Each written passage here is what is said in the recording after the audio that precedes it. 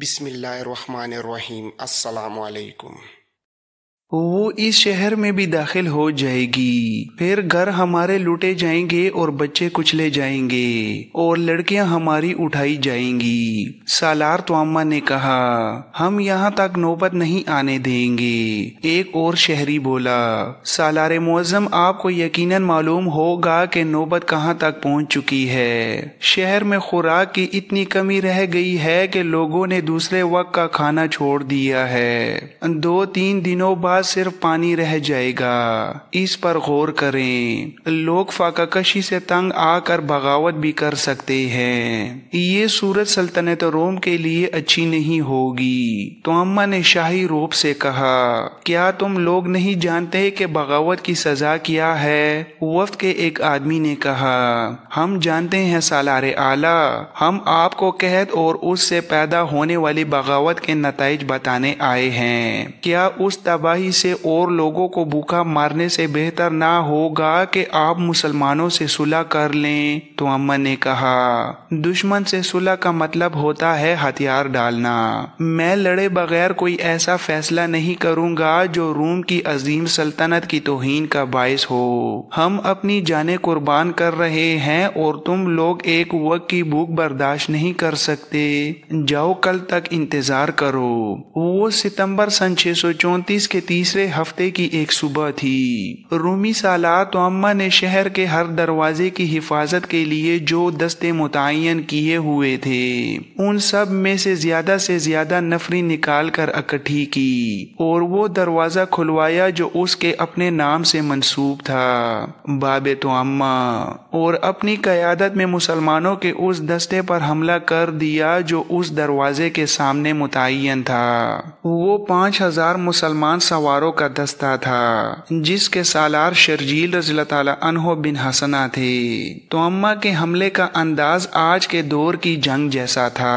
اس نے دیوار اور برچوں سے مسلمانوں پر تیروں کی بوچھاڑیں مارنی شروع کی اور اس کے ساتھ فلاخنوں سے سنگباری کی۔ تیروں اور پتھروں کے سائے میں توامہ نے اپنی فوج کو تیز حملے کے لیے آگے بڑھایا تھا، جو کارگر طریقہ تھا۔ مسلمان پیچھے ہٹنے پر مجبور نظر آنے لگے تھے اور ان کا دھیان تیروں اور پتھروں سے بچنے میں لگ گیا تھا۔ سالار شرجیل نے چلا کر کہا، کوئی پیچھے نہیں ہٹے گا، تمام تیر انداز آگے ہو جاؤ۔ مسلمان تیر اندازوں نے جوابی تیر اندازی شروع کر دی۔ رومیوں کے پتھر اور تیر چونکہ اوپر سے آ رہے تھے اور زیادہ بھی تھے، اس لیے مسلمانوں کا نقصان زیادہ ہو رہا تھا۔ پہلی بوچھاڑوں میں کئی مسلمان شہید ہو گئے۔ ان کے تیروں نے رومیوں کا بھی کچھ نقصان کیا، لیکن وہ مسلمانوں کے مقابلے میں کم تھا۔ مورخ واقدی، طبری اور ابو سعید نے ایک واقعہ بیان کیا ہے۔ رومی تیروں سے شہید ہونے والوں میں ایک مجاہد ابان بن سعید بھی تھے، جن کا پورا نام ابان بن سعید بن العاص تھا۔ فوراً ہی ابان کی شہادت کی خبر پیچھے ان خیموں تک پہنچ گئی جن میں مسلمان خواتین اور بچے تھے۔ ابان بن سعید کی بیوی بھی وہیں تھی۔ ان کی شادی ہوئے چند ہی دن گزرے تھے۔ یہ خاتون لشکر کے ساتھ زخمیوں کی دیکھ بھال اور پانی پلانے کے فرائض کے لیے آئی تھی اور محاذ پر ہی اسے ابان شہید نے اپنے عقد میں لے لیا۔ کسی بھی مورخ نے اس خاتون کا نام نہیں لکھا۔ اسے پتہ چلا کہ اس کا خاوند شہید ہو گیا ہے تو وہ اٹھ دوڑی اور شرجیل کے دستے میں جا پہنچی اور زور سے چلانے لگی، کہاں ہے میرے خاوند کی لاش؟ کہاں ہے سعید کے بیٹے کی لاش؟ 5000 گھڑ سواروں میں جن پر تیر اور پتھر برس رہے تھے۔ ابان بن سعید شہید کی بیوی دوڑتی اور شہید کی لاش کا پوچھتی پھر رہی تھی۔ کسی نے اسے پیچھے جانے کو کہا اور یہ بھی کہ اس کے خاوند کی لاش اس کے پاس بھیج دی جائے گی، لیکن وہ تو صدمے سے دماغی توازن کھو بیٹھی تھی۔ کسی نے اسے وہ جگہ دکھا دی جہاں ابان کی لاش پڑی تھی۔ ابھی لاشیں نہیں اٹھائی جا سکتی تھیں۔ अबान तीरंदाज थे। उनके जिस्म में 3 तीर उतरे हुए थे और घोड़े से गिरे थे। उनकी कमान लाश के करीब पड़ी थी और तरकश में अभी कई तीर मौजूद थे। उनकी बीवी ने कमान और तरकश उठाई और दौड़कर तीरंदाजों की सफ में जा पहुंची। सामने दीवार पर एक पादरी खड़ा था। उसके हाथ में एक बड़े साइज की सलीब थी जो उसने ऊपर कर रखी थी। ये उस दौर का रिवाज था कि सलीब फौज के साथ रखते थे ताकि फौज का ये एहसास जिंदा रहे कि वो सलीब की नामूस की खातिर लड़ रहे हैं। अबान शहीद की बेवा अपने तीरंदाजों से आगे निकल गई। उसके करीब तीर गिरने और जमीन में उतरने लगे। अपने तीरंदाजों ने उसे पीछे आने को कहा, लेकिन वो किसी की सुन ही नहीं रही थी। उसकी बेखौफी ख्वाला बिन्तुल अज़वर जैसी थी। वो जूं जूं आगे को सरकती जा रही थी। उसके करीब रूमियों के आए हुए तीर जमीन पर खड़े होते जा रहे थे, यहाँ तक कि एक तीर उसके पहलू में कपड़ों में लगा और वहीं लटक गया। ये तीर भी उसे आगे बढ़ने से ना रोक सका। आखिर वो रुक गई और उसने कमान में तीर डाला और कमान सामने करके शस्त्र बांधते कुछ देर लगाई। उसने कमान इतनी ज्यादा खींच ली जितनी ज्यादा एक तंदुरुस्त मर्द खींच सकता है और उसने तीर छोड़ दिया। उसका तीर रूमी तीरों की बूछाड़ों को चीरता हुआ उस पादरी की गर्दन में उतर गया जिसने सलीब को थाम रखा था। पहले उसके हाथ से सलीब गिरी और लड़कती हुई बाहर आ पड़ी। पादरी भी पीछे या दाएं बाएं गिरने की बजाय दीवार पर गिरा और सलीब के पीछे बाहर की तरफ आ पड़ा। अबान शहीद की बेवा ने नारा लगाया और पीछे आ गई। मैंने इंतकाम ले लिया है, सुहाग के बदले सलीब गिरा दी है। वो तीरंदाजों से आ मिली और तीर चलाती रही। सलीब और पादरी के गिरने का असर मुसलमानों पर यह हुआ कि उनका हौसला बढ़ गया और उनका हौसला इसलिए भी बढ़ा कि ये तीर एक औरत ने चलाया था। सलीब के गिरने का असर जो रूमियों पर हुआ वो उनके लड़ने के जज्बे के लिए अच्छा ना था। दरवाजा बाबे तोअम्मा खुल चुका था। तोअम्मा ने देख लिया था कि उसकी तीरंदाजी और संगबारी ने मुसलमानों की हालत कमजोर कर दी है। उसने हमले का हुक्म दे दिया। अजीब बात यह थी कि उसने सवारों के मुकाबले में सवार ना निकाले। उन प्यादों से हमला कराया और कमान खुद बाहर आकर की। वो सिपाहियों की तरह लड़ रहा था। मुअर्रिख वाकिदी और बलाजरी ने लिखा है कि तोअम्मा की आवाज ऐसी थी जैसे ऊंट बदमस्ती की हालत में बड़ी बुलंद और गुस्सैली आवाजें निकालता है। शर्जील ने बड़ी तेजी से अपने सवारों को आमने सामने की लड़ाई की तरतीब में कर लिया। तोअम्मा ने ये चाल चली कि अपने दस्तों को फैला दिया। उसकी फौज की तादाद मुसलमानों की निस्बत ज्यादा थी। उसके प्यादे सवारों का मुकाबला बड़ी बेजिगरी और महारत से कर रहे थे।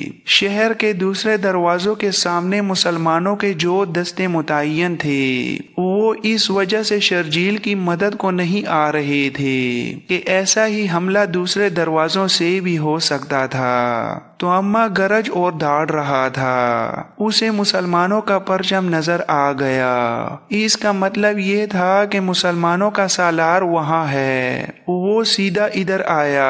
शर्जील ने उसे देख लिया और तलवार सूंध कर उसके मुकाबले के लिए तैयार हो गए। दोनों ने एक दूसरे को ललकारा। उनमें 10-12 कदम फासला रह गया होगा कि एक तीर तोअम्मा की दाएं आंख में उतर गया। उसने हाथ उस आंख पर रख लिए और बैठ गया। शर्जील ने आगे बढ़कर उस पर हमला ना किया। तोअम्मा के महाफिजों ने उसके गिर्द हिसार बना लिया और फिर उसे उठा कर ले गए। मुअर्रिखों ने मुतफिका तौर पर लिखा है कि वो तीर अबान बिन सईद की बेवा ने चलाया था। अपने सालार के गिरने से रूमियों का हौसला भी गिर पड़ा और वो पीछे हटने लगे। शर्जील के पहलुओं वाले तीरंदाजों ने तीरों की बूछाड़ें मारनी शुरू शुरू कर दी। रूमी तेजी से पीछे हटे और किले के दरवाजे में गायब होते चले गए और पीछे जो लाशें छोड़ गए उनका कोई हिसाब ना था। मुसलमानों ने नारे लगाने शुरू कर दिए, रूमियों का सिपह सालार मारा गया है, हम रूमियों के कातिल हैं, रूमी सालार को एक औरत ने मार डाला है, तो अम्मा रूमी को अंधा करके मारा है, बाहर आओ रूमियों, अपनी सलीब और पादरी को उठा ले जाओ।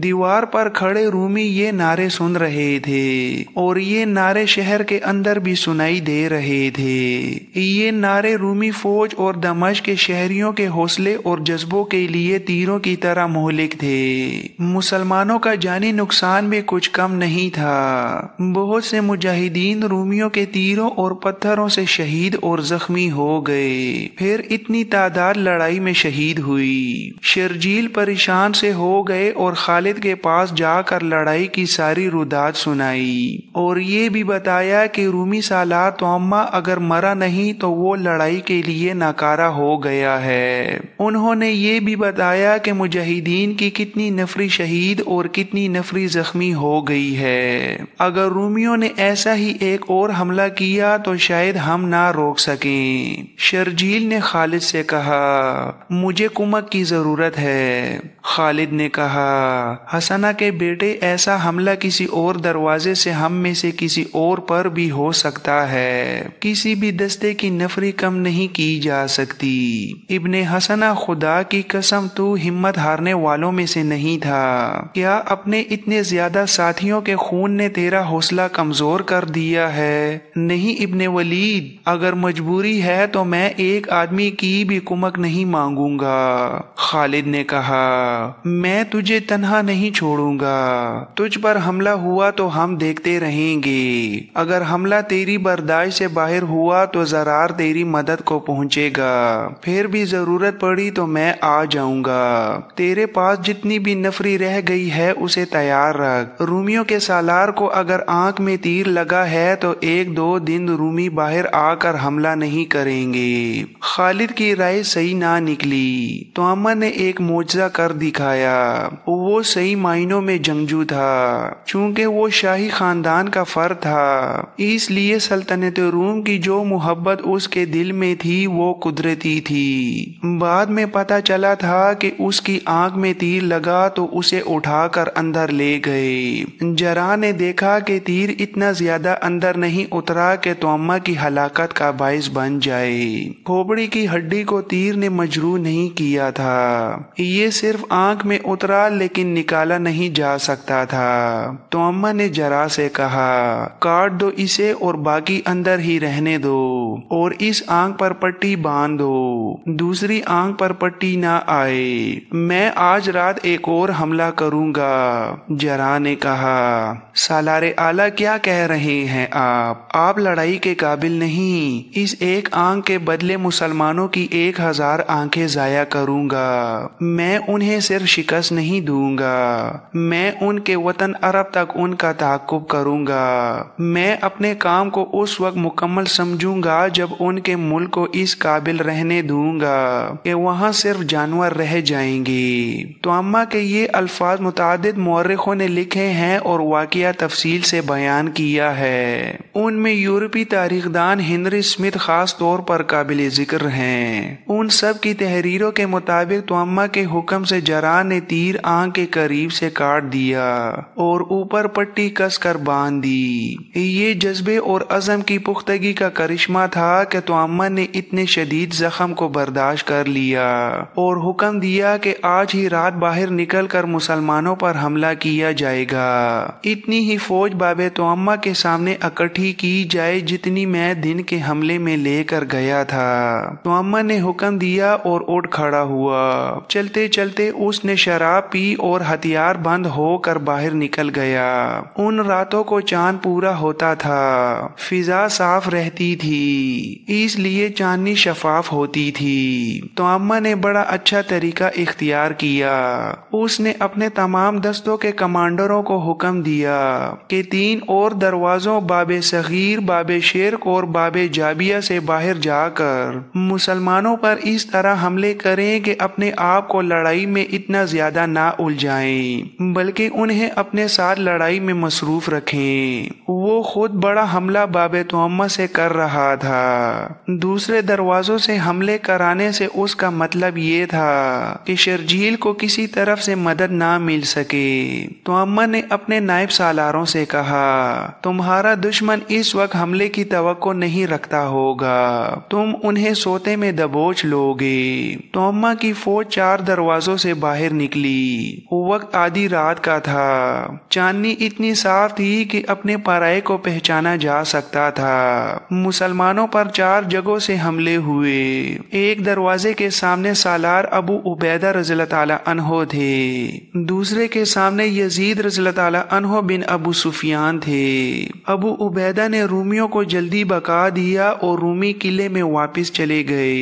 यजीद बिन अबू सुफियान की हालत कमजोर सी हो गई। रूमियों ने उन पर बड़ा ही शदीद हल्ला बोला था। यजीद ने मुकाबला तो किया, लेकिन रूमी उन पर हावी होते जा रहे थे। ज़रार बिन अल अज़वर मदद देने के काम पर मामूर थे। उन्हें पता चला कि यजीद को मदद की जरूरत है, तो वो 2000 सवार और पियादा मुजाहिदीन के साथ यजीद के पास पहुंच गए। ज़रार की जिस्मानी हालत लड़ने के काबिल नहीं थी। उनके बाजू में तीर लगा था और जिस्म पर 2-3 और गहरे जख्म थे। फिर भी वो मैदान जंग में मौजूद थे और उनकी बुर्जी पूरा काम कर रही थी। ज़रार ने अपनी और यजीद की फौज को मिलाकर हमले का हुक्म दिया। ये बड़ा ही शदीद हमला था। रूमियों पर ऐसा रौब तारी हुआ कि वो किले में वापस चले गए। उनकी लाशें और जख्मी पीछे रह गए। तीसरे दरवाजे के सामने राफे बिन अमीरा के दस्ते थे। उन पर भी रूमियों ने शदीद हमला किया और राफे के पांव उखाड़ दिए। मुसलमान बड़ी बेखौफी से लड़ रहे थे, लेकिन रूमियों का दबाव बड़ा सख्त था। इत्तेफाक से खालिद ने देख लिया और वो 400 सवारों को साथ लेकर राफे के पास पहुंचे। खालिद ने नारा लगाया, मैं फारिस जलील हूँ, मैं खालिद इब्ने वलीद हूँ। खालिद ने रूमियों पर सिर्फ 400 सवारों से हमला कर दिया। रूमी जो राफे के दस्तों पर गलबा पा रहे थे, पीछे को दौड़ पड़े और दरवाजे में दाखिल होकर दरवाजा बंद कर दिया। असल लड़ाई तो बाबे तुअम्मा के सामने हो रही थी। तुअम्मा ने खुद वहां हमला किया था। शर्जील की नफरी थोड़ी थी। मुजाहिदीन की तादाद कम रह गई थी और वो दिन की लड़ाई के थके हुए भी थे। शर्जील ने अब भी पहलुओं के तीरंदाजों को इस्तेमाल किया। रूमी तीर खाकर गिर रहे थे, लेकिन हमले के लिए आगे बढ़े आ रहे थे। शर्जील ने दिन के हमले में तुअम्मा की गरजदार आवाज सुनी थी। उन्होंने रात को भी उसी आवाज की ललकार सुनी तो वो हैरान रह गए कि तुअम्मा हमले की क़यादत कर रहा है। यही वजह थी कि रूमी तीरों की बुछाड़ों में भी आगे बढ़े आ रहे थे। चांदनी रात में दोनों फौजों की बड़ी सख्त टक्कर हुई। शर्जील के मुजाहिदीन ने हमला रोक लिया और बड़ी खूनरेज लड़ाई होती रही। मुअर्रिखों ने लिखा है कि ये लड़ाई कमोबेश 2 घंटे जारी रही और दोनों फौजों के आदमी गिरते रहे। शर्जील को किसी तरफ से भी मदद मिलने की तवक्को नहीं थी। लड़ाई शिद्दत इख्तियार करती गई। शर्जील को तुअम्मा की आवाज हैरान कर रही थी और तुअम्मा शर्जील को ढूंढ रहा था। उसकी दलेरी गैर मामूली थी। उसे चांदनी में मुसलमानों का परचम नजर आ गया और वो शर्जील को ललकार कर उनकी तरफ बढ़ा। शर्जील उसके मुकाबले के लिए तैयार हो गए। तुअम्मा ने कहा, एक आंख के बदले 1000 आंखें लूंगा। शर्जील ने कहा, खुदा की कसम तू दूसरी आंख भी देने आया है। दोनों आमने सामने आ गए और दोनों घोड़ों से उतर आए। दोनों के हाथों में तलवारें और ढालें थीं और दोनों तेगजनी के माहिर थे। शर्जील को तवक्को थी कि तुअम्मा की एक ही आंख है और उसकी दूसरी आंख भी जख्मी है, इसलिए वो लड़ नहीं सकेगा, लेकिन वो पूरी महारत से लड़ रहा था। शर्जील को ये तो मालूम ही नहीं था कि तीर अभी तुअम्मा की आंख में ही है। शर्जील का हर वार तुअम्मा बचा जाता था और तुअम्मा का हर वार शर्जील बचा रहे थे। शर्जील ने एक वार बड़ा ही जोरदार किया। उनकी तलवार पहले तुअम्मा की आईनी खोत पर पर लगी और वहां से फिसल कर कंधे पर लगी जहां आहिनी जरा थी। इतना जोरदार वार लोहे पर पड़ा तो तलवार टूट गई। तो अम्मा ने ललकार कर वार किया जो शर्जील ने ढाल पर लिया। वो अब तलवार के बगैर थे, वार सिर्फ रोक सकते थे। तो अम्मा बढ़ बढ़ कर वार कर रहा था। शर्जील के दो मुजाहिदीन ने देख लिया कि शर्जील तलवार के बगैर खतरे में है, तो वो शर्जील और तो अम्मा के दरमियान आ गए। शर्जील ने इधर उधर देखा, वो किसी की तलवार ढूंढ रहे थे। कुछ दूर उन्हें अपने एक शहीद मुजाहिद की लाश के करीब उसकी तलवार पड़ी नजर आई। उन्होंने दौड़कर तलवार उठा ली और वापिस आए, लेकिन तो अम्मा वहां नहीं था। शर्जील ने अपने दोनों मुजाहिदीन से पूछा कि तो अम्मा कहाँ है। उन्होंने बताया कि वो पीछे हट्टे हट्टे लड़ाई के हंगामे में गुम हो गया है। उन्होंने उसे घोड़े पर सवार होते देखा था। शर्जील के आसाब पर बड़ा तकलीफ दे दबाव था। उन्हें पूरी तरह यकीन नहीं था कि वो रोमियो को शिकस्त दे सकेंगे।